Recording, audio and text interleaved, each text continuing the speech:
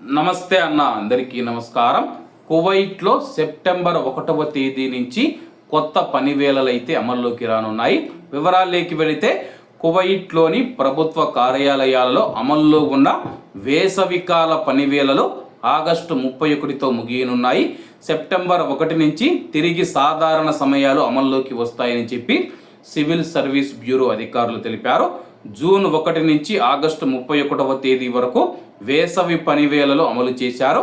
ఇందులో భాగంగా ప్రభుత్వ కార్యాలయాలు, సంస్థలలో పనిచేసే ఉద్యోగులకు పనివేళలను 7 గంటల నుంచి 6 గంటలకు తగ్గించారు.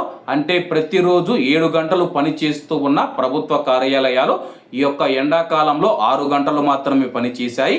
అలాగే సెప్టెంబర్ 1 నుంచి రోజువారీ పనివేళలు మళ్ళీ 7 గంటలకు పెరుగుతాయి. దీనితో పాటు మునుపటిలాగే ఉదయం సాయంత్రం షిఫ్టుల విధానం పునరుద్ధరించబడుతుందని చెప్పి, అయితే ఉద్యోగుల స్వభావాన్ని బట్టి ప్రత్యేక సమయాలు వర్తించే కొన్ని రంగాలు మరియు సంస్థలకు వారి పాత నిబంధనలే కొనసాగుతాయని చెప్పి అధికారులు స్పష్టం చేశారు.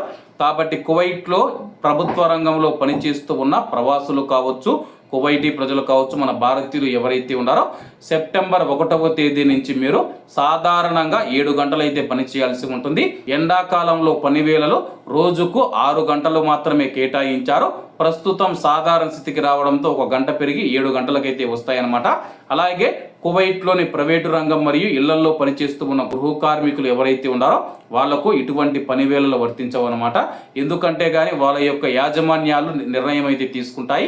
అలాగే కువైట్లో ఇళ్లలో పనిచేసే కార్మికుల విషయానికి వస్తే కానీ వాళ్ళకు టైం అంటూ ఏమీ లేకుండా ఎప్పుడైతే కువైట్ యజమానులు పిలుస్తారో అప్పుడు వెళ్ళి పని చేయాల్సిన పరిస్థితి ఏర్పడింది.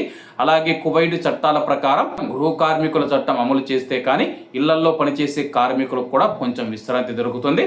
కాబట్టి అందరూ బాగుండాలి, అందులో మనం ఉండాలి. అందరికీ నమస్తే అన్న, జై హింద్.